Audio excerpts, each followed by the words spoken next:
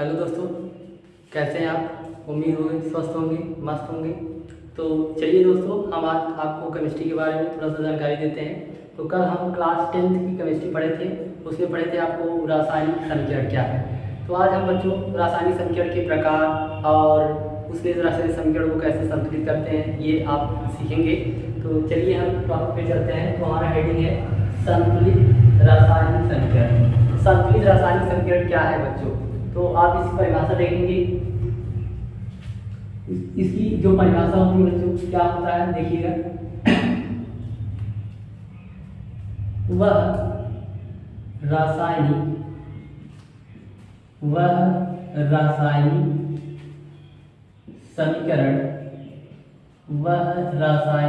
समीकरण जिसमें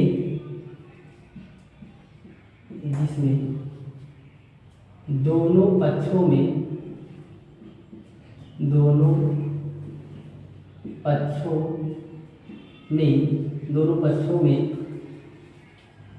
तत्वों के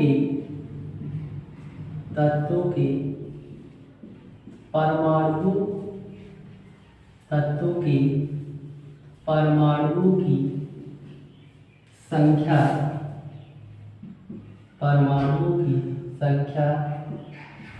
बराबर होती है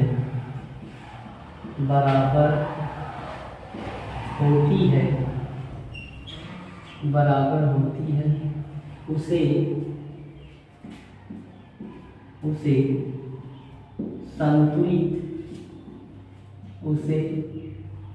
संतुलित रासायनिक समीकरण कहते हैं।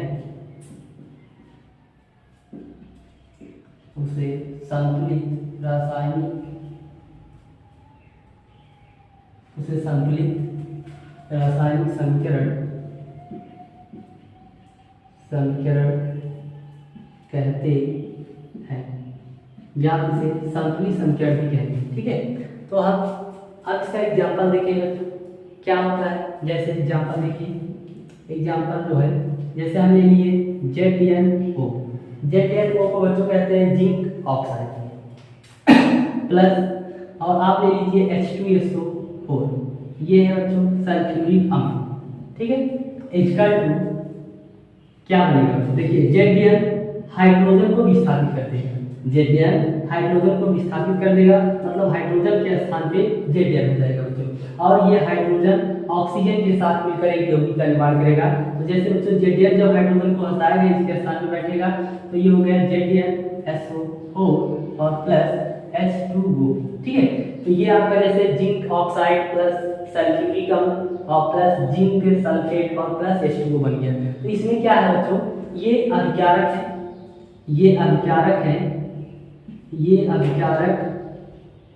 और ये है आपके उत्पाद,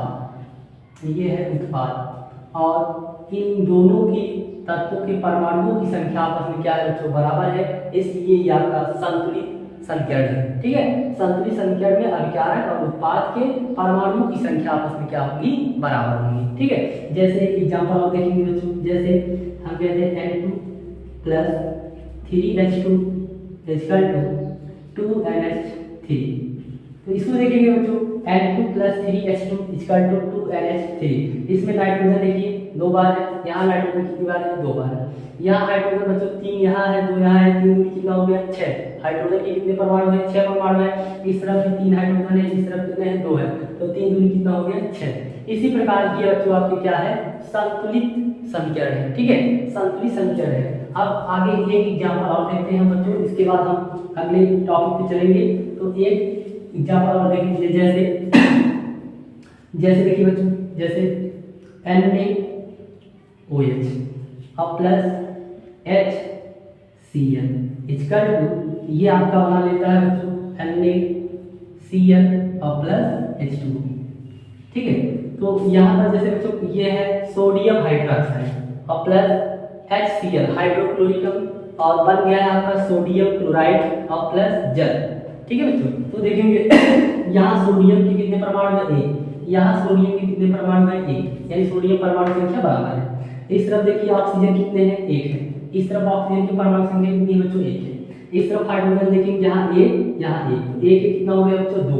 इस तरफ देखिए हाइड्रोजन के परमाणु कितने हैं 2 है, ठीक है।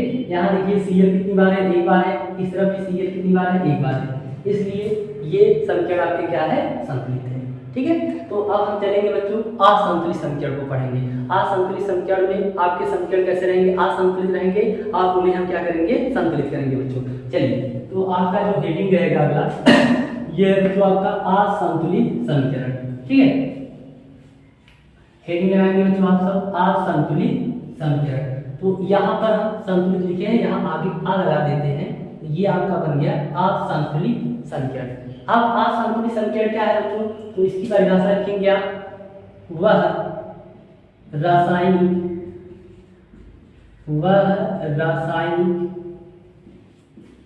समीकरण, वह रासायनिक समीकरण जिसमें दोनों पक्षों में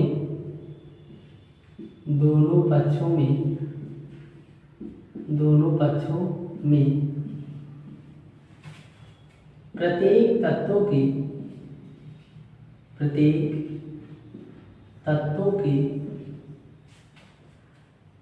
तत्वों के परमाणुओं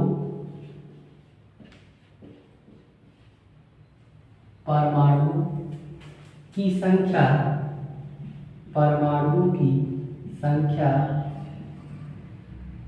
बराबर नहीं होती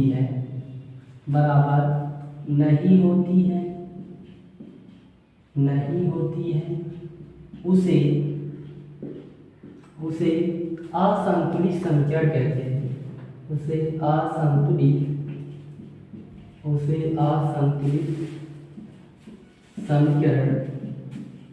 उसे असंतुलित समीकरण कहते हैं, ठीक है बच्चों। जैसे तो अब हम एग्जाम्पल की तरफ पे चलेंगे। ये आपका जैसे एग्जाम्पल बच्चों देखिएगा, जैसे इसमें क्या होगा, अभी क्या आ रहा है, और उत्पाद के तरफ परमाणुओं की संख्या बच्चों बराबर नहीं रहेगी। जैसे एग्जाम्पल आप देखिए, जैसे Mg+O2 H2 बन गया है MgO, ठीक है। यहाँ पर मैग्नीशियम ऑक्सीजन H2 बना लिया मैग्नीशियम ऑक्साइड बच्चों। यहाँ पर मैग्नीशियम परमाणु की संख्या कितनी बार है, 1 बार है। इस तरफ कितनी बार है बच्चों, 1 बार है, इसलिए ये आपका देखिए यहाँ पर ये और ये बराबर है। यहाँ पर ऑक्सीजन परमाणु ये कितनी बार है, 2 बार है। इस तरफ ऑक्सीजन परमाणु कितनी बार है, 1 बार है। तो इस तरफ बच्चों 2 बार है, इस तरफ 1 बार है। ये समीकरण आपका असंतुलित है, संतुलित नहीं है, ठीक है।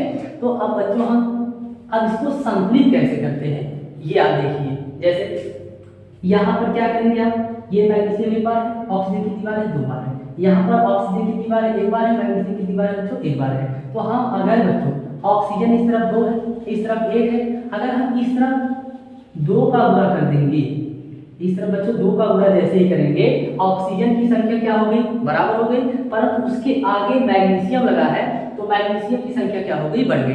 तो यहाँ पर मैग्नीशियम भी 2 बार हो गया और ऑक्सीजन भी कितनी बार हो गया, 2 बार। तो ऑक्सीजन आपका क्या हो गया, बैलेंस हो गया। अब चलिए बैलेंस कौन है बच्चों, मैग्नीशियम कितनी बार है, इस तरफ 2 बार, इस तरफ कितनी बार है, 1 बार है। तो इसमें हम क्या करेंगे, अगर 2 का गुणा कर देंगे तो मैग्नीशियम भी क्या हो जाएगा, बराबर हो जाएगा। तो यहाँ हम बच्चों क्या करिए, 2 का गुणा कर दिए तो ये मैग्नीशियम आपका क्या हो गया, बराबर हो गया, ठीक है। तो ये आपका समीकरण जो है ये आपका संतुलित हो गया, ठीक है। और आप अगर यही आप 2 हटा देंगे तो आपका समीकरण कैसा है, असंतुलित है, ठीक है। तो एक और हम देखेंगे बच्चों असंतुलित का एग्जांपल। जैसे देखिए, जैसे आपका H2 + N2 H2 बना NH3। तो ये समीकरण आपका क्या है, असंतुलित है। इस समीकरण को हम क्या करते हैं, संतुलित करते हैं। संतुलित करने के लिए क्या करते हैं बच्चों, इस तरफ क्या कर देते हैं, 3 लगा देते हैं, इस तरफ क्या करते हैं, 2 लगा देते हैं। ये आपका समीकरण क्या हो जाता है, संतुलित हो जाता है। तो अब आइए हम सीखते हैं कि असंतुलित समीकरण को संतुलित कैसे करते हैं बच्चों, ठीक है। तो चलिए अब हमारा हेडिंग रहेगा असंतुलित समीकरण को क्या करेंगे, संतुलित करेंगे, ठीक है। चलिए तो हमारा अगला हेडिंग रहेगा बच्चों असंतुलित समीकरण को संतुलित करना। यानी समीकरण को हम क्या करेंगे, संतुलित करेंगे बच्चों। समीकरण असंतुलित असंतुलित असंतुलित असंतुलित समीकरण असंतुलित समीकरण को संतुलित संतुलित संतुलित करना। ठीक है, अब हम इसमें देखेंगे कि जो भी आपका असंतुलित समीकरण रहेगा उसे हम बच्चों क्या करते हैं, संतुलित कैसे करते हैं। ठीक है, तो चलिए एग्जाम्पल के तौर पे समझते हैं। क्या एग्जाम्पल बच्चों, देखिए पहले हम आपको सबसे छोटा एग्जाम्पल बताते हैं बच्चों, जो एग्जाम में आते हैं। देखिए जैसे आपका L2 plus H2 equal to, ये आपका बन गया LH3। ये आपका समीकरण कैसा है बच्चों, असंतुलित है। इसे हमें क्या करना है, संतुलित करना है। तो संतुलित करने के लिए बच्चों हम आपको शॉर्टकट नियम बताएंगे। आप देखते ही समीकरण को क्या करेंगे, संतुलित कर लेंगे। बस आपको ध्यान देना है अभिकारक और उत्पाद, अभिकारक और उत्पाद की संख्या आपस में बराबर हो जाएगी बच्चों, तो समीकरण कैसा हो जाएगा, संतुलित हो जाएगा। देखिए तो नाइट्रोजन इस तरफ बच्चों कितनी बार है, 2 बार है। इस तरफ नाइट्रोजन कितनी बार है, 1 बार है। तो जिस तरफ परमाणुओं की संख्या कम हो उस तरफ ही हम संख्या का गुणा करते हैं। चलिए देखेंगे, तो यहाँ नाइट्रोजन कितनी बार है, 2 बार। इस तरफ नाइट्रोजन कितनी बार है, 1 बार। इधर 2 है बच्चों, इधर 1 है, तो यहाँ हम 2 का क्या कर देंगे, गुणा कर देंगे। जैसे 2 का गुणा किए तो नाइट्रोजन तो बच्चों बराबर हो गया, लेकिन उसके पीछे जो परमाणु लगा रहेगा वो बढ़ जाएगा, उसे भी ध्यान देना है। देखिए तो यहाँ पर नाइट्रोजन कितनी बार है, 2 बार, और हाइड्रोजन कितना हो गया, 3 दूनी 6। हाइड्रोजन की संख्या हो गई 6 और नाइट्रोजन की संख्या कितनी हो गई, 2। तो यहाँ आएंगे, नाइट्रोजन की संख्या कितनी है, 2 है, तो 2 नाइट्रोजन इस तरफ है, लेकिन हाइड्रोजन कितना है, 3 दूनी 6 है, और हाइड्रोजन इधर कितना है, 2। इस तरफ 6 हाइड्रोजन है, इस तरफ 2 ही हाइड्रोजन है। तो बताओ 2 हाइड्रोजन में आप 2 हाइड्रोजन में कितने का गुणा करेंगे कि 6 हो जाए। तो हम बच्चों यहाँ पर 2 हाइड्रोजन है, अगर इसमें हम 3 का गुणा कर दे, किसी गुणा करिए बच्चों 3 का, तो इसके आगे आप 3 लगा दीजिए, तो 3 दूनी कितना हो जाएगा, 6। तो यहाँ देखिए 3 दूनी 6 हाइड्रोजन, यहाँ भी 3 दूनी 6 हाइड्रोजन, और नाइट्रोजन परमाणु संख्या इस तरफ 2 है और इस तरफ भी कितना है, 2 है। तो ये आपका समीकरण क्या है, संतुलित है। ठीक है, ये आपका एक शॉर्टकट नियम है, केवल आप उत्पाद और अभिकारक को देख लेंगे और समीकरण को संतुलित कर देंगे। ठीक है बच्चों, आगे चलिए एक एग्जांपल और हम देखते हैं। जैसे बच्चों H2 प्लस I2, जैसे H2 plus I2 equal to आपका बन गया है, इक्वल टू आपका बनेगा बच्चों HI, इक्वल टू क्या होगा, HI। इस तरफ देखो 2 हाइड्रोजन, इस तरफ कितने आयोडीन है, 2 आयोडीन है, और इस तरफ कितने हाइड्रोजन है, 1 हाइड्रोजन है और 1 आयोडीन है बच्चों। तो यहाँ देखिए ये तो बहुत सरल है। जैसे यहाँ पर देखिए बच्चों, यहाँ पर 2 हाइड्रोजन, यहाँ भी 2 आयोडीन, तो 2 क्या हो गए, कॉमन हो गए। तो कॉमन वाली संख्या आप यहाँ पर क्या लिख दीजिए, यहाँ पर लिख दीजिए। अब यहाँ जैसे हम 2 का गुणा कर देंगे तो हाइड्रोजन भी 2 बार हो गया और आयोडीन भी 2 बार हो गया। तो ये आपका समीकरण कैसा हो गया, संतुलित हो गया। ठीक है, तो अगला हम देखते हैं एक एग्जाम्पल और देखेंगे। जैसे ये बच्चों एग्जाम्पल बोर्ड में बहुत ज्यादा आता है और इसमें काफी बच्चे जो है कंफ्यूज हो जाते हैं, इस समीकरण को हम कैसे लिखें। ठीक है, ये PbNO3 टेकन ट्वाइस, ये बच्चों ये आपका ऑब्जेक्टिव क्वेश्चन भी पूछ लेता है कि इसका रासायनिक नाम क्या होता है। तो आप बताएंगे इसका रासायनिक नाम होता है लेड नाइट्रेट। इसे बच्चों कहते हैं लेड नाइट्रेट, इसका फार्मूला होता है PbNO3 टेकन ट्वाइस। ये बच्चों इस प्रकार प्रोडक्ट बना लिया है, PbO और प्लस, देखिए PbO और प्लस जो है NO2 और प्लस O2। तो ये हमारा समीकरण है बच्चों, और कैसा है, असंतुलित है।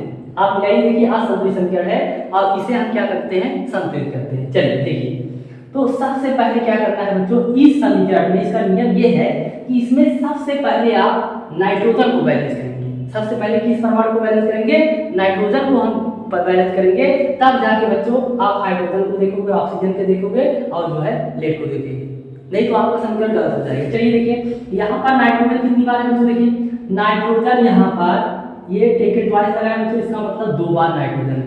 यहाँ पर नाइट्रोजन कितनी बार है, 2 बार है। और इस तरफ ऑक्सीजन देखिए कितनी है, ऑक्सीजन यहाँ 3 और यहाँ 2, 3 दूनी कितना हो गया बच्चों 6 ऑक्सीजन इस तरफ है और कितने नाइट्रोजन है 2, तो आप मिलाइए इस तरफ।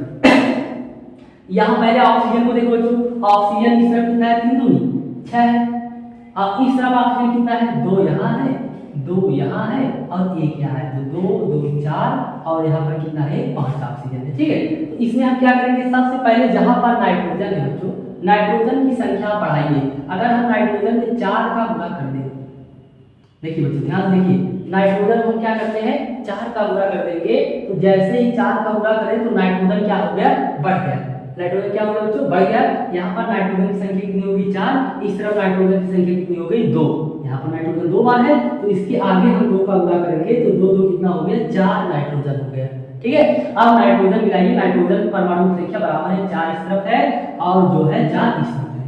ठीक, अब हम बच्चों देखेंगे पीबी को, पीबी इस तरफ कितनी बार है 2 बार है, इस तरफ पीबी कितनी बार है 1 बार है, तो पीबी इस तरफ 1 बार है, इस तरफ 2 बार है। अगर इसमें हम बच्चों 2 का गुणा कर देंगे तो पीबी बराबर हो जाएगा, तो यहाँ हम 2 का गुणा कर दिए तो पीबी कितनी बार हो गया 2 बार, इस तरफ भी पीबी कितनी बार हो गया 2 बार। और आगे देखिए अब बचा कौन है बच्चों, ऑक्सीजन। अब ऑक्सीजन बचा है, ऑक्सीजन मिला लीजिए। यहाँ पर ऑक्सीजन कितनी बार है, ये बीच में देखिए 3 बार है और यहाँ कितनी बार है 2 बार, 3 दूनी 6 और 6 यहाँ से यहाँ में 2 का गुणा है इसमें, तो 6 दूनी कितना हुआ 12। इस तरफ ऑक्सीजन परमाणु की संख्या 12 है, यानी 3 का गुणा 2 में किए 3 दूनी 6, यहाँ 6 हो गया, 6 का गुणा 2 में किए 6 दूनी कितना हो गया बच्चों 12 ऑक्सीजन है हमारे पास। इस तरफ देखिए ऑक्सीजन कितने हैं, यहाँ पर 2 ऑक्सीजन है, यहाँ पर 4 ये है और 2 है, 4 दूनी कितना हो गया 8, तो 8 और यहाँ पर 2 यहाँ है, 8 दूनी कितना हो गया 10 और 10 2 12, तो ये समीकरण आपका क्या है बच्चों संतुलित है।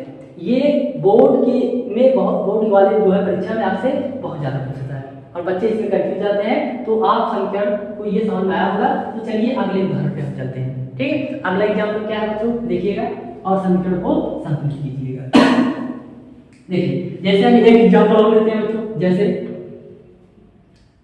H2 plus O2 equal to 2H2O। देखिए हाइड्रोजन और ऑक्सीजन मिलकर बच्चों जल का निर्माण कर दिए, आपका H2O बन गया है। ठीक है, अब इस समीकरण को हम क्या करते हैं संतुलित करते हैं। देखिए यहाँ पर बच्चों देखो हाइड्रोजन की संख्या पहले हाइड्रोजन को बैलेंस करते हैं। यहाँ पर हाइड्रोजन कितनी बार है 2 बार और यहाँ पर कितनी है 2, तो 2 का गुणा करते हैं कितना हो 2 4। यहाँ हाइड्रोजन परमाणु की संख्या कितनी हो गई 4। इस तरफ हाइड्रोजन परमाणु कितनी है बच्चों, इस तरफ हाइड्रोजन परमाणु की संख्या कितना है 2 है, तो बताओ इस तरफ 4 है इस तरफ 2 है, अगर इसमें हम 2 का गुणा कर देंगे तो ये क्या हो गया 4 इसके बराबर हो जाएगा।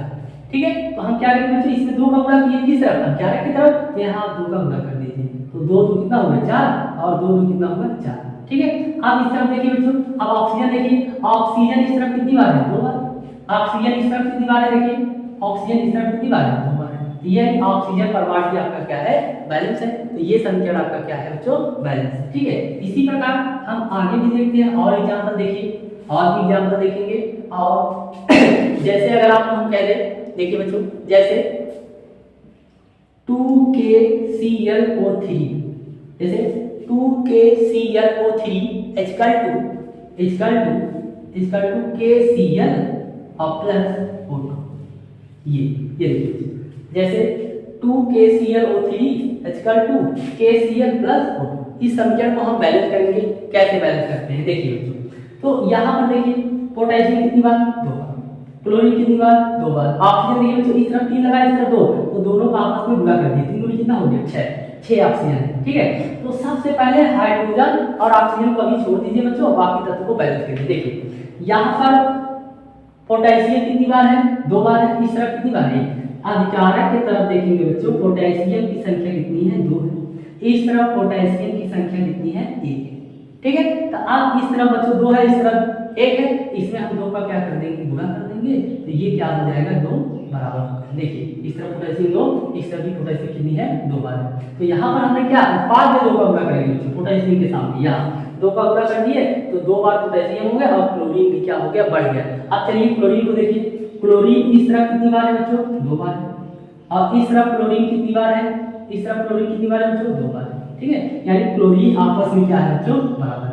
अब चलते हैं ऑक्सीजन की तरफ। देखिए ऑक्सीजन देखेंगे, ऑक्सीजन इस तरफ कितनी बार है, 3 यहाँ है 2 यहाँ है, तो दोनों का गुणा होता है, तो 3 दूनी कितना हो गया 6। तो ऑक्सीजन परमाणु संख्या कितनी है, 6 है। और इस तरफ ऑक्सीजन कितनी बार है बच्चों, 2 बार है। तो देखिए इस तरफ 6 है, इस तरफ 2 है, तो कम जिधर परमाणु संख्या कम होती है गुणा उसी तरफ होता है।